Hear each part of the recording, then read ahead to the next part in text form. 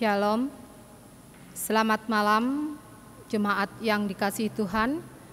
Kami Majelis Jemaat GPIB Petra Bogor mengucapkan selamat mengikuti ibadah keluarga secara online di rumah. Tuhan Yesus memberkati. Pelayan firman akan disampaikan oleh Pendeta Benyamin Sauta. Keluarga adalah sebuah persekutuan yang dibangun di atas dasar Yesus Kristus. Rapi tersusun oleh semua bagiannya sebagai batu-batu hidup dan menjadi rumah rohani. Di dalamnya semua orang saling mengasihi, mengakui, dan menerima sebagai saudara. Duduk semeja menikmati hidangan yang sama, belajar dan tumbuh bersama. Masing-masing melakukan perannya secara bertanggung jawab, sebagai bapak, sebagai ibu, sebagai pemuda, sebagai teruna, anak dan kaum lansia, serta ikut menjaga agar keluarga ini tetap utuh, tidak tercerai, sehingga rumah tetap kokoh dan tidak hancur oleh berbagai persoalan dan tantangan dunia ini. Oleh karena itu, marilah memanjatkan puji-pujian dan syukur kepada Tuhan kita Yesus Kristus, sebab kasih setia dan anugerah-Nya tiada berkesudahan. Mari berdiri untuk menghadap Tuhan dan memuji nama-Nya, karena kasih setia-Nya besar atas kita. Kita memuji Tuhan dari Kidung Jemaat 8, bait yang pertama dan bait yang ketiga, Bagimu Tuhan nyanyianku.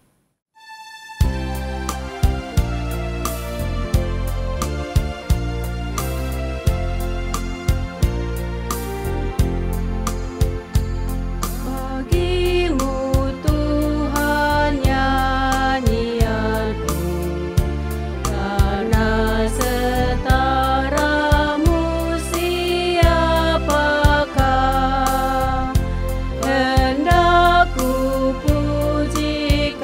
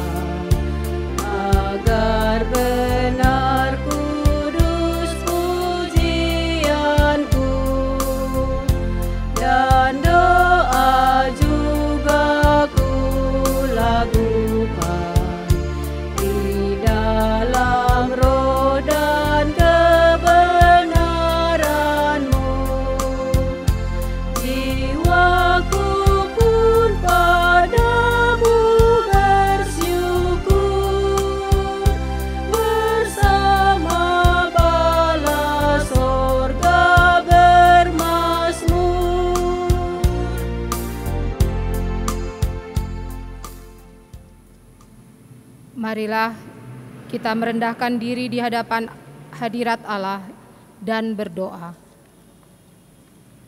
Ya Allah Maha Kudus, kami berhimpun dalam keutuhan keluarga, sujud menyembah-Mu, karena kebaikan dan pemeliharaanmu yang sempurna. Kau hiasi hidup kami dengan berbagai kebaikan yang Kau bentangkan sepanjang perjalanan hidup kami. Kiranya Engkau berkenan menyatakan petunjuk-Mu sebagai terang yang menyinari jalan hidup kami, serta menghantar ke masa depan yang Kau janjikan. Biarlah melalui perjumpaan ibadah ini, kami menikmati cinta kasih-Mu dan damai sejahtera yang berasal daripada-Mu. Demi nama Yesus Kristus, Tuhan dan Juru Selamat kami. Amin. Pujian berbalasan terambil dari Mazmur pasalnya yang ke-33, ayatnya yang pertama hingga ayatnya yang kelima. Kita baca secara berbalasan. Bersorak-sorailah hai orang-orang benar dalam Tuhan, sebab memuji-muji itu layak bagi orang-orang jujur. Bersyukurlah kepada Tuhan dengan kecapi, bermazmurlah baginya dengan gambus 10 tali. Nyanyikanlah baginya nyanyian baru, petiklah kecapi baik-baik dengan sorak-sorai. Sebab firman Tuhan itu benar, segala sesuatu dikerjakannya dengan kesetiaan. Ia senang kepada keadilan dan hukum. Bumi penuh dengan kasih setia Tuhan. Jemaat dipersilakan untuk duduk kembali. Sebelum kita masuk di dalam pemberitaan firman Tuhan, kita memuji Tuhan dari Kidung Jemaat 378, baitnya yang pertama dan baitnya yang kedua. Yang diperbuat Allahku.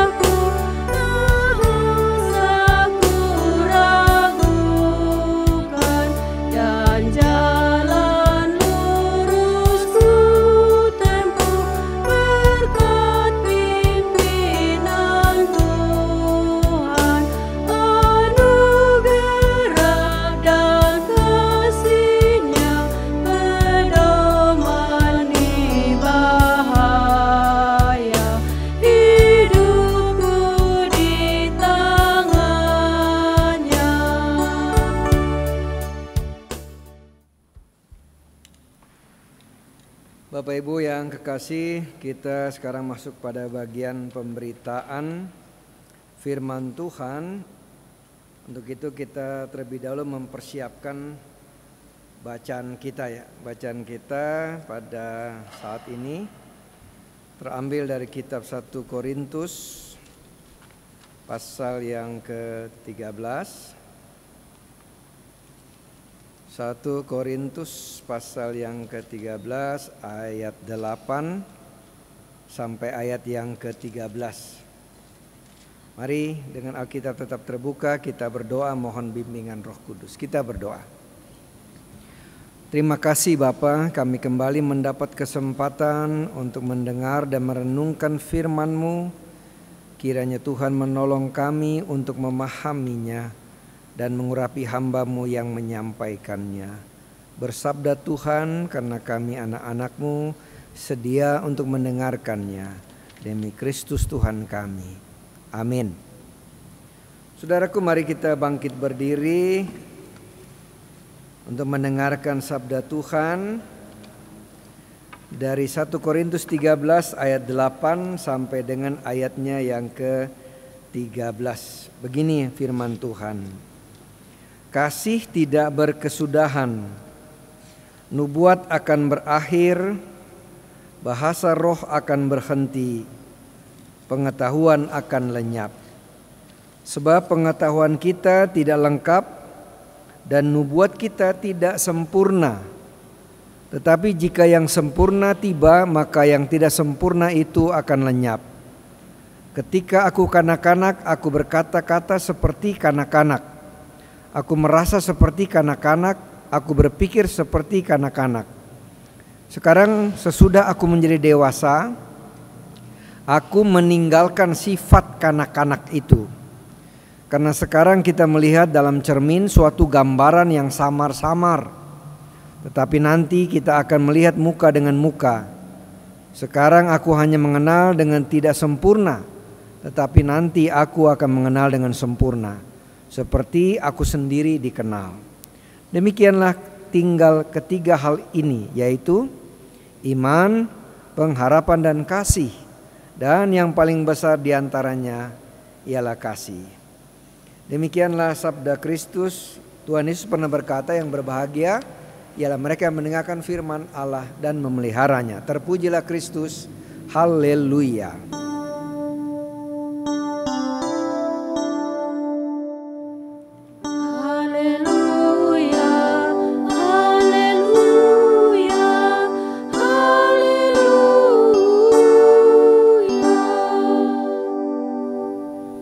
Silahkan duduk.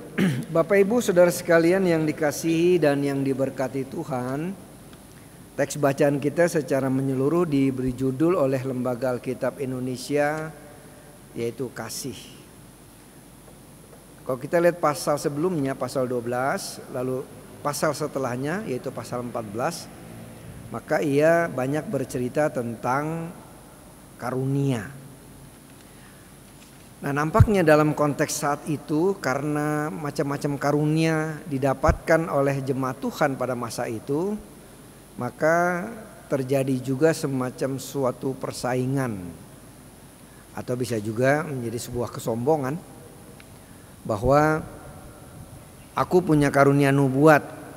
Nubuat itu biasanya dia bercerita tentang sesuatu yang akan datang atau penyampaian firman Allah. Lalu yang satu lagi mengatakan, aku punya karunia bahasa roh. Berarti aku orang yang hebat karena bahasa roh itu bahasa yang tidak dimengerti. Tetapi orang yang punya karunia untuk menafsirkan bahasa roh akan berkata kepada orang yang punya karunia bahasa roh, kamu percuma berbahasa roh karena nggak ada yang nafsirkan, orang nggak mengerti. Berarti aku lebih penting daripada kamu yang bisa berbahasa roh. Kalau dipikir sih kayaknya ada benar juga ya. Si itu berbahasa roh tapi nggak bisa ditafsirkan, orang nggak mengerti. Berarti kamu butuh aku dong, kira-kira begitu ya. Saling membutuhkan sesuatu yang wajar sebenarnya, sesuatu yang normal dan sesuatu yang bagus juga kalau itu dilaksanakan dengan baik. Kita saling membutuhkan, saling mengisi. Tapi bukan berarti karena yang terjadi dalam konteks saat itu menjadi sebuah kesombongan atau menganggap aku lebih penting. Aku yang punya karunia menafsirkan bahasa roh lebih penting daripada orang yang punya karunia bahasa roh. Karena baru bahasa roh orang nggak ngerti, nggak ada gunanya. Jemaat tidak dibangun, kata Paulus. Karena bahasa roh itu bahasa yang tidak mengerti. Mungkin Bapak Ibu sering atau pernah mendengar bahasa itu agak memang nggak bisa ditafsirkan, nggak bisa dimengerti lah orang umum. Nah, yang bernubuat juga begitu. Mungkin ada juga yang lain merasa punya karunia mujizat, melakukan mujizat. Kamu kalau kamu sakit leher, sakit ini, kalau nggak ada aku nggak bisa sembuh kamu, kira-kira begitu. Karunia untuk menyembuhkan, mujizat ini biasanya sesuatu perbuatan yang ya mungkin di luar akal kita ya, sesuatu yang sangat luar biasa. Misalkan seperti waktu Yesus membangkitkan Lazarus yang sudah 4 hari mati. sesuatu yang luar biasa, mujizat. Karunia penyembuhan biasanya ya si anu sakit batuk, tidak selesai batuk terus. Sakit demam tinggi nggak sembuh-sembuh, lalu dia berdoa, ya mungkin ada yang pada masa itu ada pakai minyak atau menumpangkan tangan lalu sembuh dan seterusnya. Lalu si yang punya karunia ini penyembuhan atau karunia mujizat mengamak, oh kalau nggak ada aku, kamu bisa sakit-sakitan nih. Berarti aku lebih penting dari kamu. Kalau berbahasa roh tiba-tiba kamu sakit, siapa yang menyembuhkan?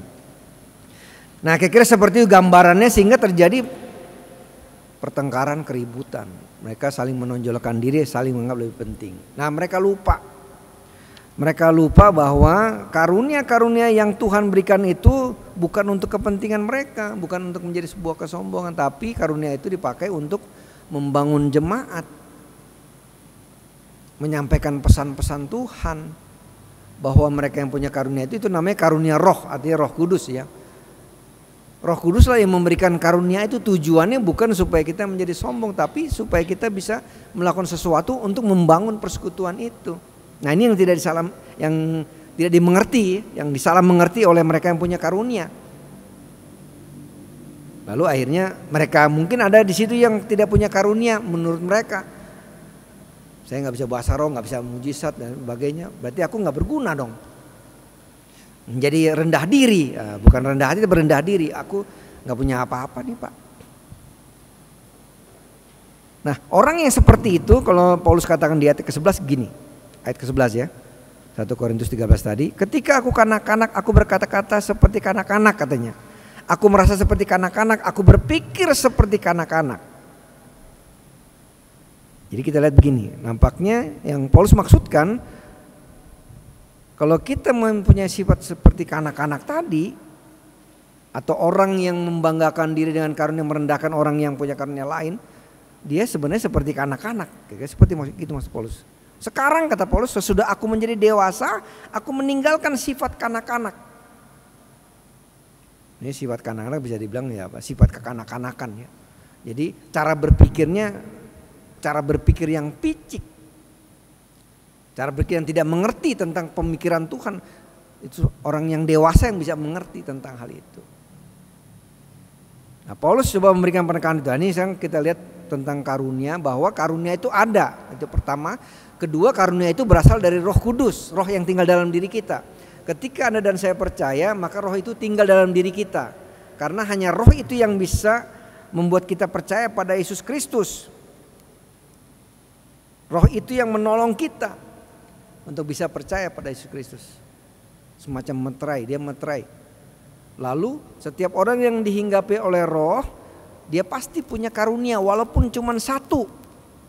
Tetapi yang harus disadari, karunia itu untuk memuliakan nama Tuhan. Bukan untuk kesombongan diri atau menyombongkan diri, aku lebih hebat, bukan itu maksud Tuhan. Kalau itu yang terjadi, maka itu yang Paulus katakan, kita seperti anak-anak, cara berpikir kita seperti anak-anak. Dan Paulus tidak mau seperti itu. Nah saudara, yang pertama tentu kita diingatkan kalau kita bicara tentang karunia, Allah memberikan kita karunia tapi tujuan untuk membangun. Allah memberikan kita sebuah kemampuan. Mungkin kita mampu bernyanyi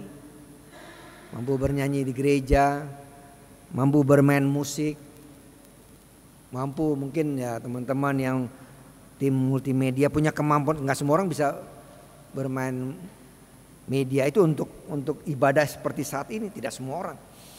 Tapi ada orang tertentu yang mau. Itu berarti ada kelebihan yang Allah berikan ya, untuk kita persembahkan, untuk kita kembalikan kepada Tuhan.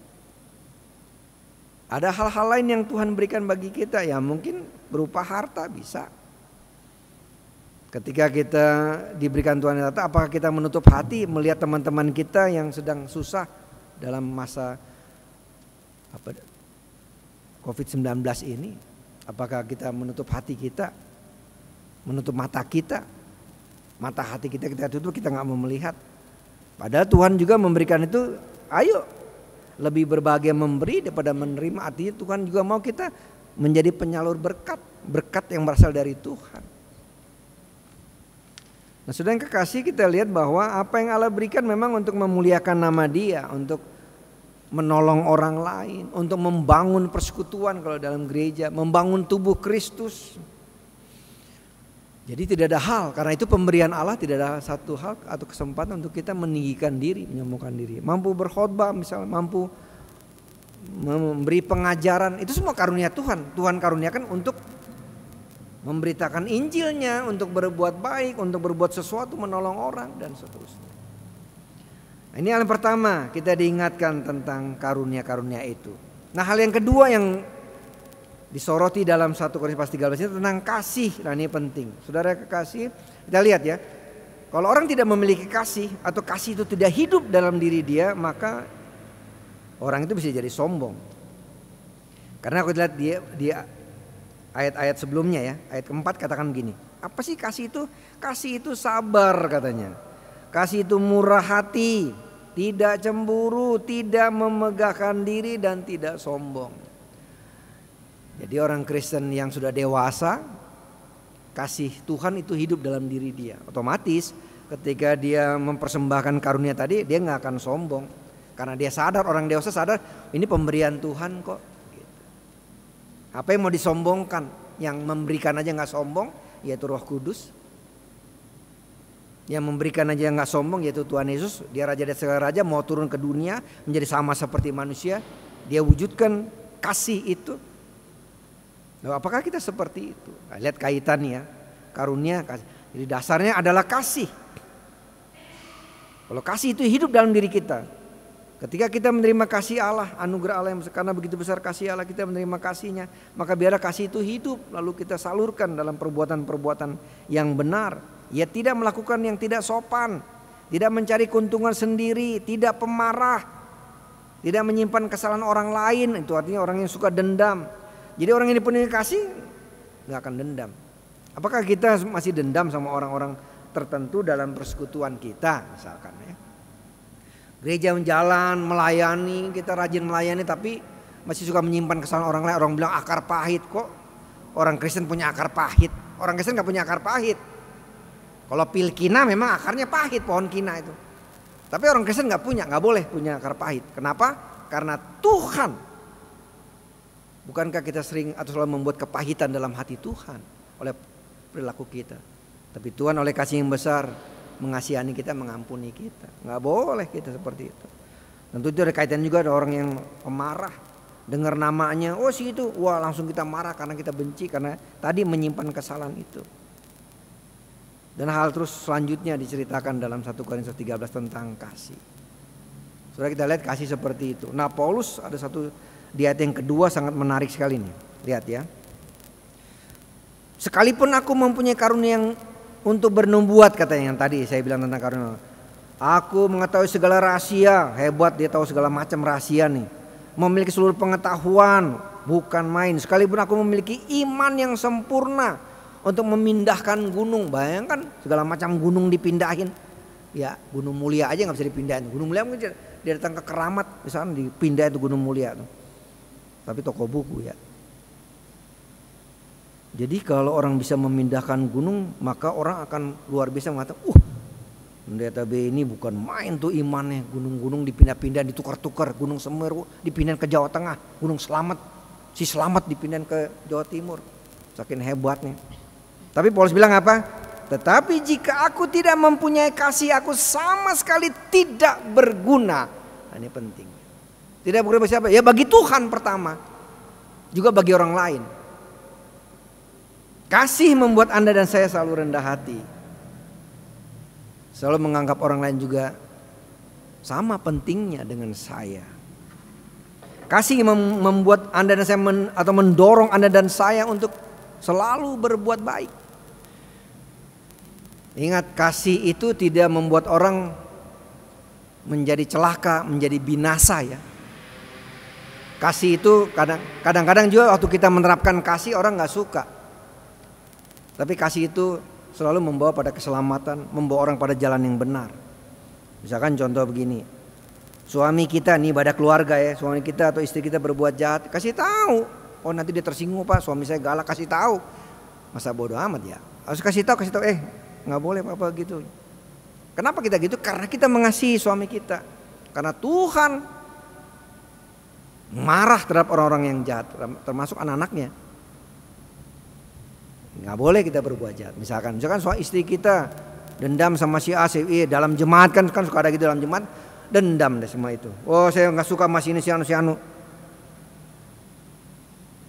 Karena kita mengasihi suami istri kita, kasih tahu, nggak boleh. Nanti suami saya atau istri marah, nggak apa-apa. Kita kasih tahu. Jadi kasih itu selalu membawa pada kehidupan, membawa kepada jalan yang benar. Sekalipun ketika kita menerapkan kasih, orang nggak suka, termasuk orang-orang yang dekat dengan kita. Contohnya, keluarga kita mungkin saudara kita nggak suka sama si A, keluarga si A B, tapi kita mengasihi dia, kita dimarahin sama saudara kita. Kok kamu bergaul sama keluarga itu, kan kita nggak suka. Gitu. Dia dulu pernah berbuat jahat, tapi kasih itu tidak begitu. Kadang dia melawan arus. 1 Yohanes mengatakan juga begini, kasih yang sempurna, dia tidak pernah mendatangkan ketakutan. Orang yang hidup dalam ketakutan, termasuk tadi, nanti saya nggak diakui sebagai keluarga, saya nanti nggak masuk lagi dalam grup saya. Kita grup nenong, ya, grup otong misalkan. Nanti saya nggak boleh lagi masuk grup itu karena nggak ikut. Enggak, biar grup kita biar saudara kandung, kalau nggak benar tetap nggak benar. Itu kasih, membawa orang ke surga, membawa orang kepada jalan yang benar. Karena Yesus sangat mengasihi, dia diejek, diolok, kalau engkau memang Mesias turun dari salib. Bisa gak Yesus turun? Bisa kalau dia mau. Tapi karena kasihnya pada dunia, aku harus mati. Maka aku dikatakan aku anak domba Allah, domba harus dikorbankan, harus ada penumpahan darah demi penyelamatan dunia. Itu kasih yang besar. Nah saudara, kita lihat ya. Dengan kasih yang telah Tuhan berikan pada kita lewat firman Allah ini, kita terus dikobarkan kasih itu. Tadi Paulus tegaskan di kalimat yang terakhir dalam bacaan kita. Demikianlah tinggal ketiga hal ini, iman, pengharapan dan kasih, dan yang paling besar diantaranya ialah kasih.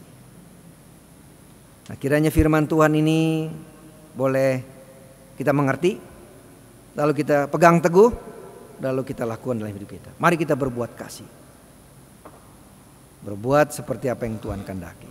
Tuhan memberkati. Amin.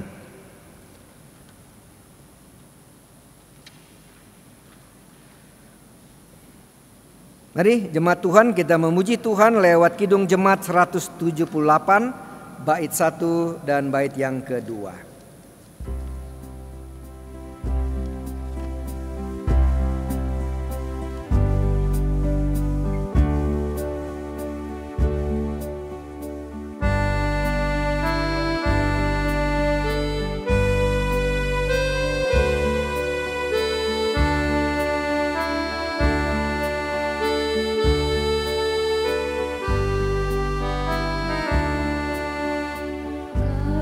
Karena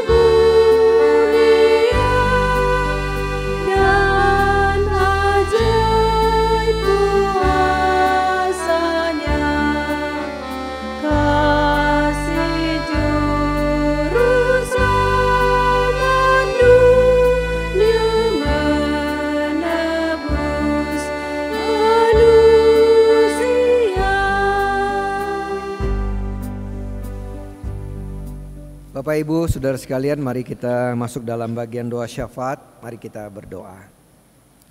Tuhan, terima kasih untuk kesempatan kami beribadah keluarga secara online. Kami percaya ini terjadi semua karena kasih Tuhan yang besar, supaya kami selalu hidup dalam persekutuan yang benar dengan Tuhan. Terima kasih kami boleh mendengarkan firman-Mu. Mungkin hal tentang kasih, ajaran tentang kasih sering kami dengarkan. Mungkin sering kami baca dalam Alkitab. Bahkan mungkin juga sering kami khotbahkan, kami sampaikan, kami ajarkan kepada orang lain. Tapi malam hari ini, oleh kasih-Mu yang besar itu, kami kembali dituntun, diingatkan, dan dikuatkan oleh firman Allah. Tidak ada pilihan lain bagi kami karena kami anak-anak-Mu, Raja Kasih. Kami harus hidup dalam kasih dan selalu berbuat kasih. Kasihlah yang membuat kami selalu rendah hati. Kasihlah yang membuat kami selalu menolong orang dengan tulus dan selalu berbuat jujur dan selalu menempatkan orang lain sejajar dengan kami. Tak pernah menganggap orang lain lebih rendah dari kami atau lebih tidak mampu dari kami. Kasihlah yang membuat kami selalu menganggap diri kami tidak pernah lebih hebat dari siapapun juga, karena Tuhanlah yang hebat di dalam kehidupan kami. Kami diingatkan Tuhan untuk berpegang teguh pada ajaran kasih itu.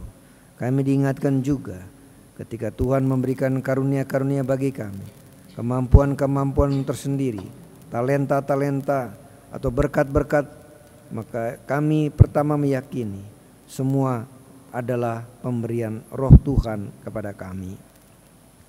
Dan biarlah ketika kami memperolehnya, kami selalu menikmatinya dalam kerendahan hati.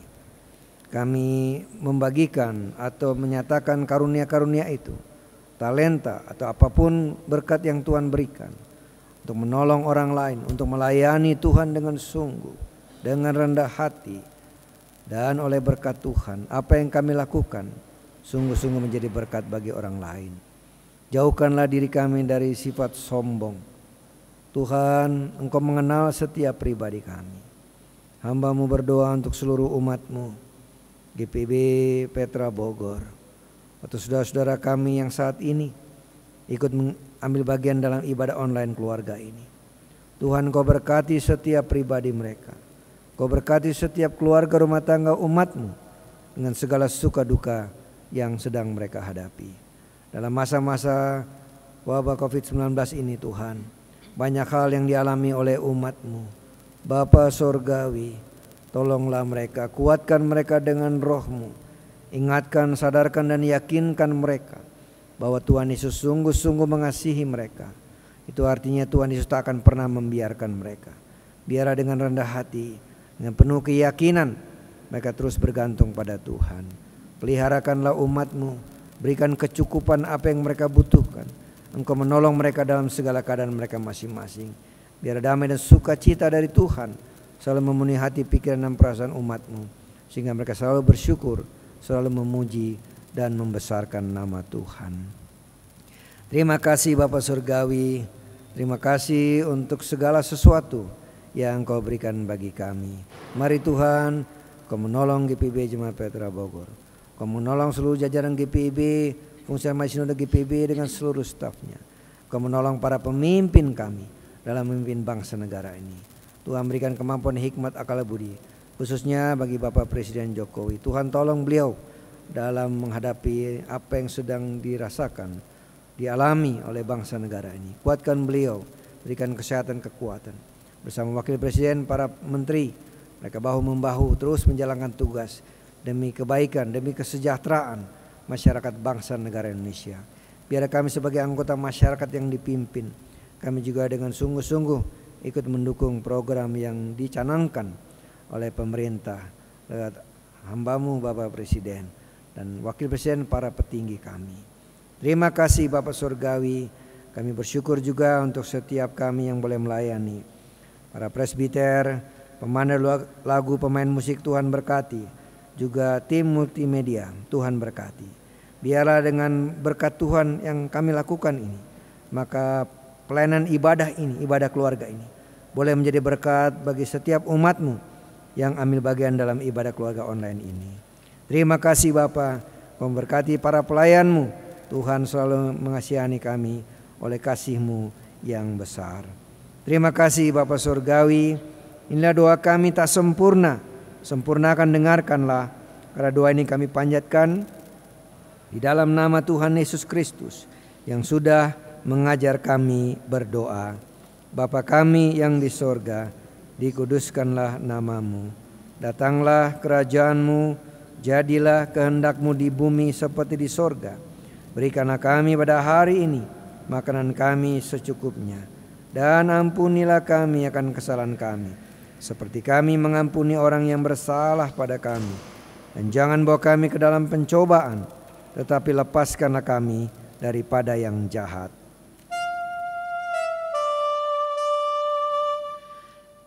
Karena Engkaulah yang empunya kerajaan dan kuasa dan kemuliaan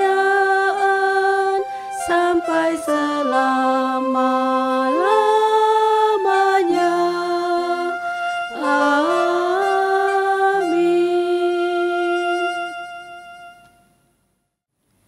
Jemaat Tuhan, marilah kita mengucap syukur kepada Allah dengan memberi persembahan syukur untuk mendukung pekerjaannya yang dilakukan oleh gereja. Dengarlah firman-Nya di dalam 1 Tesalonika pasalnya yang kelima, ayatnya yang ke-18 yang berkata, "Mengucap syukurlah dalam segala hal, sebab itulah yang dikehendaki Allah di dalam Kristus Yesus bagi kamu." Tuhan memberkati persembahan kita. Sambil persembahan dikumpulkan, marilah kita memuji Tuhan dari Kidung Jemaat 291, baitnya yang pertama, ketiga, dan keempat. Mari bersyukur semua.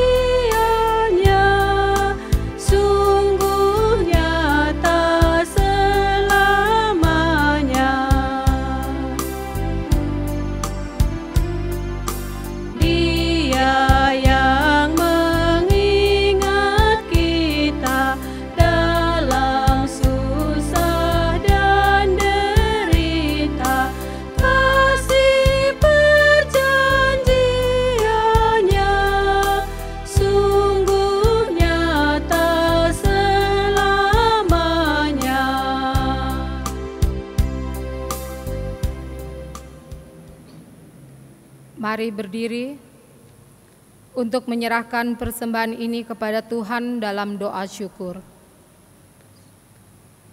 Melalui berbagai cara Kau datang menjumpai kami, dan sekarang Engkau telah datang dalam nama Yesus Kristus, memberikan cinta kasih yang sejati bagi kami. Dia Allah yang Maha Kaya, yang telah menjadi miskin, supaya kami memperoleh kelimpahan rahmat-Mu.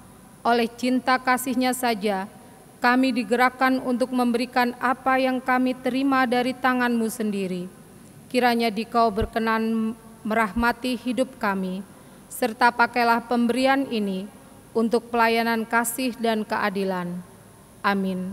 Jemaat dipersilakan duduk. Bapak Ibu, Saudara sekalian yang diberkati Tuhan, kita masuk pada bagian amanat pengutusan. Untuk itu marilah kita berdiri dan dengarkanlah amanat pengutusan. Pergilah dalam damai sejahtera Tuhan ke dalam kehidupanmu sehari-hari, serta lakukanlah firman yang telah saudara dengar. Kita memuji Allah lewat Kidung Jemaat 249 bait 1 dan 3.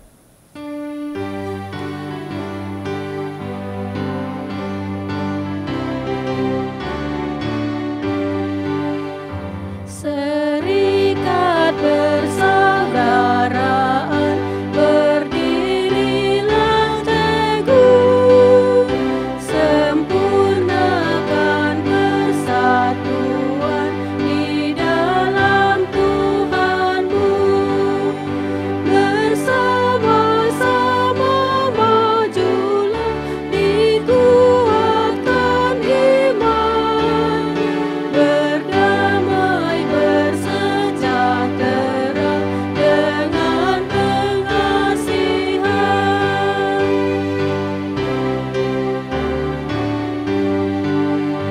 dan masing-masing kamu pun diberi anugerah, supaya kamu bertekun dan rajin bekerja.